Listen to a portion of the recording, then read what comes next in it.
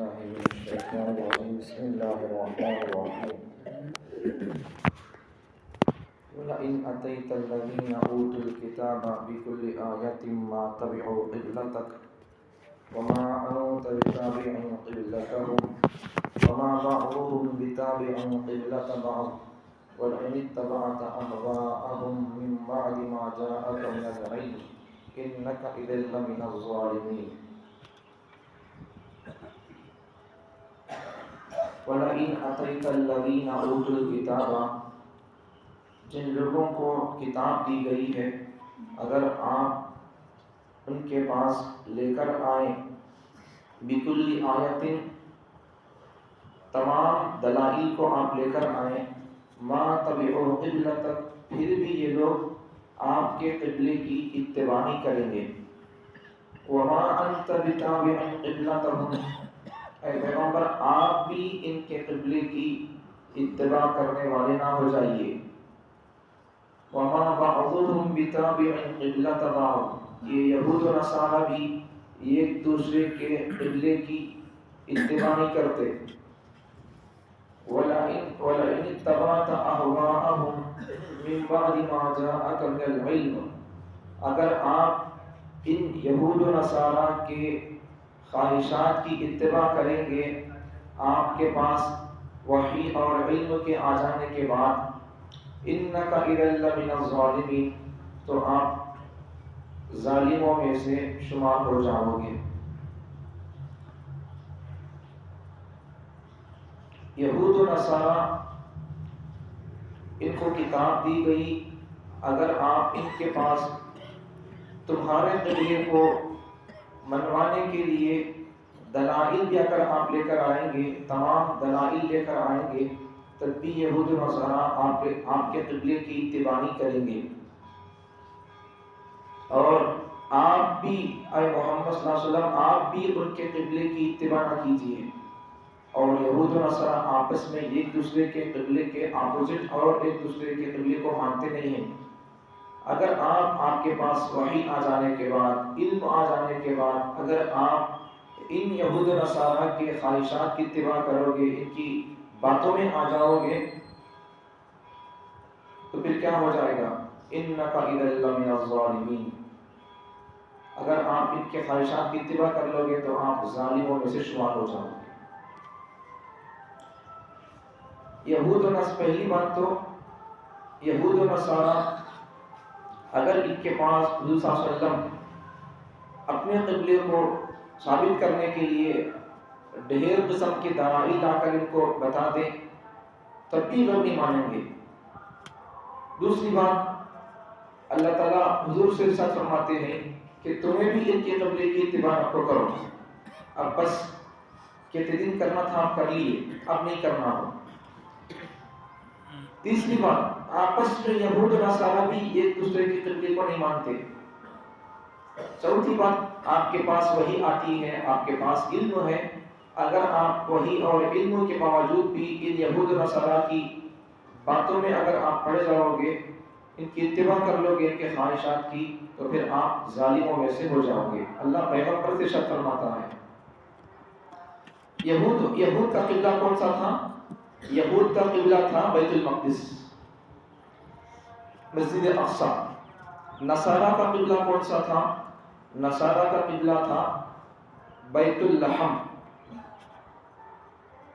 ایک نئی بات پڑھنے کو مل گئی سنتے تو تھے پڑھنے میں مل گئی ہے بیت اللحم آپ کے لیے شاید نئی بات ہوگی یہود کے لیے تو قبلہ بیت المقدس تھا مسجد اقصی تھا نصارہ کے لیے عیسائیوں کے لیے قبلہ کون سا تھا بیت اللحم بیت اللحم کا تو کیا جہاں حضرت عیسیٰ علیہ السلام کی پیدائش ہوئی ہے اس جگہ کو یہ لوگ بیت اللحم مان کر اس جگہ کو قبلہ سمجھتے ہیں اب یہ جگہ بیت اللحم بھی کہاں ہے فلسطین میں ہے اب وہ یہود نصارہ مسجد اقصی کو قبلہ مانتے ہیں وہ جگہ بھی کہاں ہے وہ بھی فلسطین میں ہے اب یہودیوں کا قبلہ مسجد اقصی نصرانیوں کا قبلہ بیت اللحم حضرت عیسیٰ جہاں پیدا ہوئے وہ جگہ اب بعض لوگ یہود و نصارہ میں سے بعض لوگ آ کر حضور سے کہتے تھے کہ تمہیں ہمارے قبلے کی طرف رخ کر کو نماز پڑھ لو، ہمیں تمہارے قبلے کو مان لیتی، ہمیں تمہاری طرف تمہاری اتباع کر لیتی، تمہارے قبلے کی ہمیں اتباع کرتی، بول کر یہ لوگ آ کر حضور سے بولتے تھے ایسا، تمہیں ہمارے قبلے کی طرف رخ کر کے نماز پڑھو، ہمیں تمہارے قبلے کو مان کر تمہاری اطاعت کریں گے، تم پر ایمان لائیں گے اور تمہارے قبلے کی اطاعت کریں گے۔ اللہ نے فرمایا نہیں کرنا، وما انت بتابع قبلتهم، پیغمبر بس اب تم ان کے قبلے کی اتباع نہیں کرنا۔ اب اللہ تعالیٰ اب انہوں آ کر بول رہی تمہیں ہمارے قبلے کی اتباع کر لو، ہم تمہارے پر ایمان لے کر آتی، ہمیں تمہارے قبلے کی اتباع کرتی بول کر، ان کے بولنے سے پہلے ہی اللہ تعالیٰ نے 16-17 مہینے تک بیت المقدس مسجد اقصی کی طرف نماز پڑھوایا حضور صلی اللہ علیہ وسلم سے۔ ابھی کیا ہونا؟ اب مقدس گھر چونکہ مکہ مکرمہ تھا، بیت اللہ تھا، خانہ کعبہ تھا، اور وہ گھر پرانا بھی تھا، اور حضرت ابراہیم علیہ السلام کی بہت سارے نشانیاں اس کے ساتھ جڑی ہوئی ہیں، اس لیے اللہ تعالیٰ نے، اور پیغمبر صلی اللہ علیہ وسلم کی خواہش بھی تھی، تو اس لیے اللہ تعالیٰ نے مکہ مکرمہ کو ہی مستقل قبلہ بنا دیا، ورنہ پیغمبر صلی اللہ علیہ وسلم مسجد اقصی کی طرف رخ کر کے نماز پڑھے۔ جب یہ لوگ ایمان نہیں رخ کر کے نماز پڑھنے کے بعد دیکھ کر بھی ایمان نہیں لا رہے، لیکن اب قبلہ بدلنے کا حکم آنے کے بعد بیت المقدس مسجد اقصی سے مکہ مکرمہ خانہ کعبہ کی طرف تحویل قبلہ کا حکم آنے کے بعد اب یہ لوگ آ کر میٹھی میٹھی باتیں کر کے سمجھا رہے کہ ہمیں اگر تمہیں ہمارے قبلے مسجد اقصی کی طرف آپ رخ کر کے نماز پڑھیں گے تو ہم تمہارے اوپر ایمان لائیں گے، اور تمہارے قبلے کو ہمیں بھی مان کر اس طرف رخ کر کے نماز پڑھتی ہیں، ایسے بول کر یہ لوگ یہودی نصارہ آ کر عرض کرنے لگے۔ تو اللہ ارشاد فرماتے نہیں، اب نہیں کرنا، اب ہو گیا، کرنا تھا ہمارا حکم تھا، کتنے دن کرنا تھا کتنے منٹ کرنا تھا، کر لیا، مسجد اقصی کی طرف رخ کر کے نماز پڑھ لی، اب نہیں کرنا۔ حالانکہ لوگوں کو معلوم ہے پیغمبر صلی اللہ علیہ وسلم پر وحی آتی ہے، اللہ کی طرف سے احکامات پیغمبر بیان کرتے ہیں، یہ سب چیزیں معلوم، پھر بھی یہ لوگ مانتے نہیں تھے۔ اب ایک بات سمجھنے کی، پہلی بات تو سمجھ میں آ گئی کہ یہودیوں کا قبلہ مسجد اقصی تھا، اور نصرانیوں کا، عیسائیوں کا قبلہ بیت الحم تھا۔ اب یہ کس طرف ہے؟ مسجد اقصی کا قبلہ ذرا اس طرف کو آتا، اس طرف کو، اس طرف دیکھو، اس طرف کو آتا ذرا۔ اب عیسائیوں کا قبلہ، ان کا قبلہ کس طرف آتا؟ اس طرف کو آتا، جہاں عیسیٰ علیہ السلام پیدا ہوئے تھے وہ ذرا مشرق کی طرف تھا، اس طرف کو آتا۔ اب انہوں چہرہ یہودی لوگ اس طرف قبلے کو مانتے تھے، عیسائیاں اس طرف قبلے کو مانتے تھے، اب مسلمان اس طرف قبلے کو مانتے۔ اب یہ یہود نصارہ ہے نہیں، یہ دونوں بھی ایک دوسرے کے قبلے کو نہیں مانتے ہیں۔ یہودیاں ان کے قبلے کی طرف رخ کر کے نماز نہیں پڑھتے، ان کے قبلے کو مانتے نہیں، اور نصرانی لوگ بھی، عیسائیاں بھی یہودیوں کے قبلے کو نہیں مانتے، دونوں اپوزٹ ہے، ایک دوسرے کے قبلے کو نہیں مانتے۔ اب اللہ تعالیٰ ارشاد فرماتے ہیں کہ وَلَئِنِ اتَّبَعْتَ أَهْوَاءَهُم مِّن بَعْدِ مَا جَاءَكَ مِنَ الْعِلْمِ، اللہ پیغمبر کو اللہ تعالیٰ تنبیہ کر رہا ہے۔ ہمارے زبان میں اگر بولیں گے تو اللہ تعالیٰ پیغمبر صلی اللہ علیہ وسلم کو ڈانٹ رہا ہے، وارننگ دے رہا ہے، اگر اے پیغمبر اگر آپ ان لوگوں کی میٹھی میٹھی باتوں میں آ کر آپ اگر ان کے قبلے کی اگر اتباع کرو گے تو تم بھی اِنَّكَ إِذًا لَّمِنَ الظَّالِمِينَ، ظالموں میں سے ہو جاؤ گے۔ یہ لوگ آ کر پیشکش کر رہے نہیں تمہیں ہمارے قبلے کو مان لو، ہمیں تمہارے اوپر ایمان لے کر آتی، تمہارے قبلے کو ہمیں بھی مانتی بول کر، تمہیں ان کی باتوں میں آؤ نہ کو، اگر تم ان کی خواہشات کی باتوں میں آ جاؤ گے تو پھر کیا ہو جائے گا، تمہیں بھی ظالموں میں سے ہو جاؤ گے۔ اللہ پیغمبر محمد صلی اللہ علیہ وسلم کہتا ہے کہ تمہیں ان کے خواہشات کی اتباع نہ کرو، ان کی میٹھی میٹھی باتوں میں تمہیں پھسل نہ ہو۔ اب یہاں ہمارے لیے سمجھنے کی بات کیا ہمارے لیے کہ یہود و نصارہ کے ان کے کردار کو، ان کے کلچر کو، ان کے فیشن کو اتباع نہیں کرنا، اسے فالو نہیں کرنا، ان کی نقل نہیں کرنا، لیکن ہمارے مسلمانوں کا زندگیوں کا معیار اور زندگیوں کا اسٹائل اور زندگی کا سکون یہ لوگ یہود و نصارہ کو فالو کرنے میں ہی پاتے ہیں۔ جب تک یہود و نصارہ کے کلچر کو اپناتے نہیں تب تک ہمارے مسلمانوں کو چین نہیں آتا، ایسا مزاج ہو گیا، ایسا مزاج ہو گیا۔ اب اگر کھلے باتوں میں بولے گئے تو مسلمانہ نہیں، آج کے مسلمانہ نہیں، اگر مسلمانہ ہے تو بھی پکے مسلمانہ نہیں، کیسا کچے مسلمانہ بھی نہیں، کچے مسلمان تو کم سے کم تحقیق پر آتے تھے، کیسا کہ بہرحال اسلام پر عمل کرتے تھے. اب پکے بھی نہیں کچے بھی نہیں، بالکل یہود و نصارہ کے طریقے کو فالو کرنے والے. کسی بھی طریقے میں دیکھ لو آپ، سر سے لے کر پیر کے ناخن تک کسی بھی طریقے میں دیکھ لو آپ، یا گھر کی، مارکیٹ کی، کاروبار کی زندگی دیکھ لو آپ. ایک طریقہ بھی ہمارے آج کے مسلمانوں کا اسلامی تعلیمات کو، اسلامی کلچر کو، اللہ رسول کے طریقوں کو ایک طرف رکھ کر دیکھو. اب آج کے مسلمانوں کی زندگی کو اس کے سر سے لے کر پیر تک، دن رات، اجالے اندھیرے، کاروبار، بزنس، دوستوں کے تعلقات، سب اس کے زندگی کے دبانے والے پروگرامز، فنکشنز، سب کو رکھ کر دیکھو. یہ اور یہ اسلامی تعلیمات اور اس کی زندگی دونوں برابر ہوتے نہیں ہوتے، میچ ہوتے نہیں ہوتے. دیکھو ان کی زندگی، مسلمانوں کی زندگی کا ایک عمل بھی اسلام سے جڑتا نہیں، ایک عمل بھی. ہم تو کیسے مسلمان ہیں؟ کلمے میں بھی جڑتے نہیں مسلمان. آج کیسا بولے تو کلمہ تو زبان سے پڑھ لے، لیکن کلمے کے تقاضے یا پھر کلمے کے معانی، مطالب، اس کے کلمہ ہم سے کیا چاہتا ہے وہ اس پر عمل نہیں کرتے. توحید کا تو کیا معلوم نہیں، توحید کی کتنی قسمیں، اللہ کو کس حیثیت سے ماننا وہ سب معلوم نہیں. یہ سب معلوم کر لینا پہلے. جن چیزوں کو جاننا فرض ہے ان چیزوں کو جاننا فرض ہو جاتا ہے. جو چیزیں فرض ہیں، مثال کے طور پر نماز فرض ہے تو پھر اس کا علم بھی آدمی کو فرض ہو جاتا جاننا. اگر نماز کے لیے وضو فرض ہے، وضو ضروری ہے، شرط ہے، تو پھر وضو کا علم بھی آدمی کو جاننا فرض ہو جاتا. پھر جو عمل فرض ہوتا ہے اس عمل کا علم بھی جاننا فرض ہو جاتا ہے. نماز فرض ہے تو پھر نماز کا علم فرض ہے، وضو فرض ہے تو وضو کا علم بھی فرض ہے. ویسا تو کون سی چیز فرض ہو جاتی ہے اس کا علم حاصل کرنا فرض ہو جاتا ہے. اب مسلمان تو بن گئے، لیکن مسلمان کیا کرنا ہے، کس کی بات سننا، کس کے تقاضوں کو پورا کرنا، کلمے کی، ایمان کے، توحید کی کتنی قسمیں ہیں، اللہ کو کیسا ماننا چاہیے، یہ سب چیزیں مسلمانوں کو معلوم نہیں. اس لیے مسلمان آج توحید میں بھی پکے نہیں.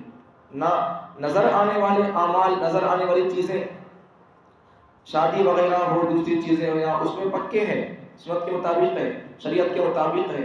نہ پھر نہیں دسنے والی چیز ایمان ہے، نہ دسنے والی چیز ایمان میں تو پکے ہیں، اس میں بھی پکے نہیں. نہ نظر آنے والے اعمال میں پکے ہیں، نہ پھر نظر نہیں آنے والے عقائد، ایمان، توحید میں پکے ہیں. دونوں میں بھی مسلمان زیرو میں ہے، زیرو میں.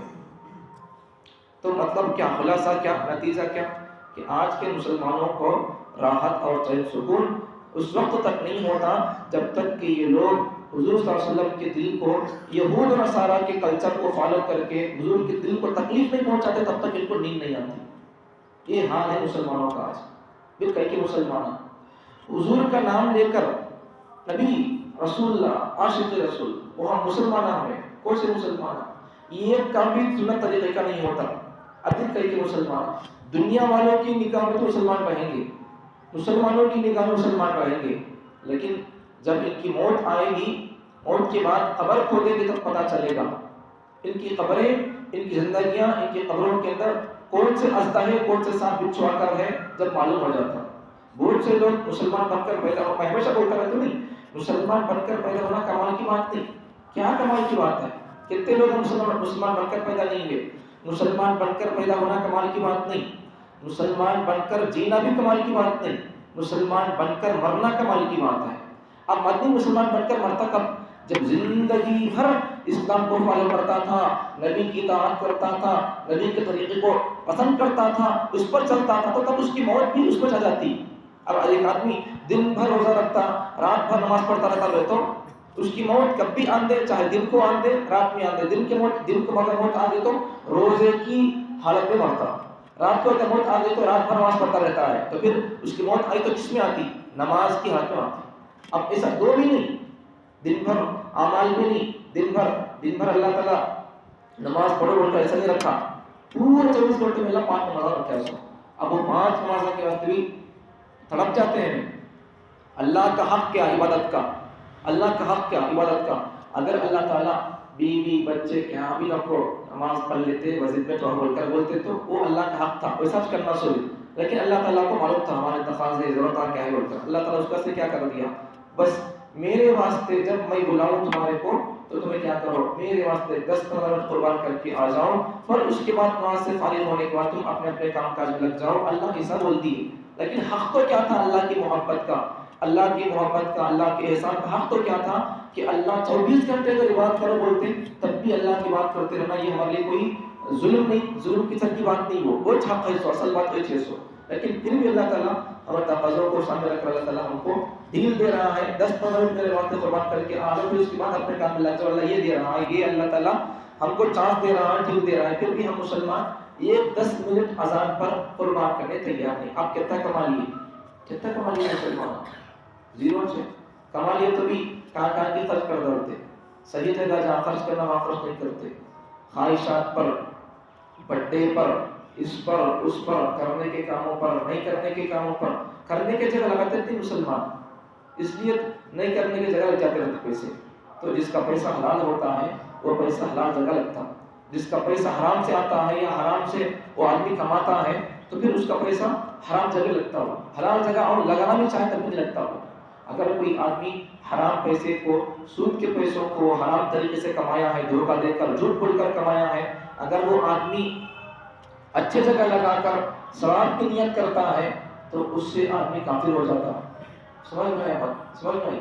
اگر کوئی آدمی حرام طریقے سے کمایا، حرام پیسہ کمایا، حرام پیسہ حرام طریقے سے کما کر اسے اچھی جگہ خرچ کر کے ثواب کی نیت کرتا ہے تو اس سے آدمی کافر ہو جاتا ہے. اس لیے یہ سب چیزیں مسائل، دیکھو ایمان ختم ہو جاتا ہے ایسا کرے تو. اب یہ سب چیزیں معلوم کر لینا، ہمیں سیکھ لینا، اسے سمجھ لینا. یہ ایمان کے تقاضے بولے تو ایمان کیسا باقی رہتا، ایمان کیا کرنے سے چلے جاتا، کیا عمل بول، کیا جملہ بولنے سے ایمان چلے جاتا، یہ سب چیزیں ایمان کے تقاضے. ایمان کیا بولنے سے رہتا، کیا بولنے سے چلے جاتا. کس چیز کو اسلام کی کسی چیز کو حقیر سمجھ گئے ایمان ختم. کوئی آدمی مثال کے طور پر داڑھی نہیں رکھتا، گناہ ہوگا. اگر داڑھی رکھنے والے کو کم سمجھتا ہے، اسے گری ہوئی نگاہ سے دیکھتا ہے، کافر ہو گیا. ایسا بہت ساری چیزیں ہیں، ایسا بہت ساری چیزیں ہیں، آدمی سمجھتا نہیں اسے. آدمی کیا ہو جاتا ہے زبان سے بول کر یا کسی کو حقیر سمجھ کر، اسلام کے یا سنت کے کسی عمل کو حقیر سمجھ کر آدمی ایمان سے ہاتھ دھو لیتا. ہمیں وہی بولا نہیں ابھی، ایمان مسلمان بن کر پیدا ہونا کمال کی بات نہیں، مسلمان بن کر جینا بھی کمال کی بات نہیں، مسلمان بن کر مرنا کمال کی بات ہے. اس پر محنت کرنا ہمارے کو. ہمارا ایمان کیسا بولنے سے، کیا بات بولنے سے ختم ہو جاتا، کیا بولنے سے ہمارا ایمان باقی رہتا، یہ سب چیزیں جان لینا، یاد رکھ لینا، پھر ان باتوں سے، ایسی باتوں سے، ویسے کاموں سے بچ کر رہنا. یہ ایمان کرو تو سمجھ جانے کا. اس لیے ایمان کو سیکھو. یہود و نصارا کے طریقے کو اپنانا کو، شادیوں میں ہو کیا کیا کر رہی مسلمان سمجھ نہیں آ رہا. یہودوں کو فالو نہ کرو کرنا. پھر وہ لوگ، اللہ پیغمبر سے فرماتا ہے انک اذا لمن الظالمین. کیا مطلب اس کا؟ پہلے اللہ تعالیٰ نے حضور صلی اللہ علیہ وسلم کو حکم دیا نہیں دیا بیت المقدس کی طرف رخ کر کے نماز پڑھنے کا؟ دیا، حکم دیا. 16-17 مہینے تک اللہ نبی صلی اللہ علیہ وسلم بیت المقدس کی طرف رخ کر کے نماز پڑھے. بعد میں اللہ تعالیٰ مستقل مکہ مکرمہ کو اللہ تعالیٰ قبلہ بنا دیا. لیکن اب اس کے بعد یہود نصارہ آ کر محمد صلی اللہ علیہ وسلم سے کہتے ہیں کہ تمہیں ہمارے قبلے کو مان لو، اب پھر ہمارے بیت المقدس کو تمہیں قبلہ مان کر طرف نماز پڑھو، تو ہمیں بھی کیا کریں گے، تمہارے اوپر ایمان لائیں گے. تو اللہ کیا کہتا ہے؟ اللہ کیا کہتا ہے؟ نہیں کرنا ہو. اب ان کے قبلے مسجد اقصی کی تم اس طرف رخ کر کے نماز نہیں پڑھنا. اگر پڑھو گے تو کیا ہوگا؟ ان کی باتوں میں آ جا کر تم پڑھو گے تو کیا ہو جائے گا؟ انک اذا لمن الظالمین. اے پیغمبر تمہارا شمار ظالموں میں سے ہو جائے گا. حقیقت میں اللہ تعالیٰ نبی کو ڈانٹ رہا ہے، نبی کے ذریعے سے اللہ تعالیٰ پورے مسلمانوں کو ڈانٹ رہا ہے کہ تمہیں یہود و نصارہ کے کلچر کو اپنانا کو، ان کے طریقے کو اپنانا کو، ان کی طرح بڈے، ان کی طرح تم اپنے شادیوں میں اس قسم کے طریقے کو اپنانا کو، بے حیائی، بے شرمی، بے پردگی کو اختیار نہ کرو. تمہارے نبی صلی اللہ علیہ وسلم کو تم فالو کرو. اللہ تعالیٰ یہ سمجھانا چاہتا ہے. اللہ تعالیٰ مجھے اور آپ کو یہود و نصارہ کے طریقے سے، ان کے کلچر سے، ان کے کردار سے ہٹ کر نبی صلی اللہ علیہ وسلم طریقے کے اوپر پوری امت کو آ جانے کی اللہ تعالیٰ توفیق دیتا ہے.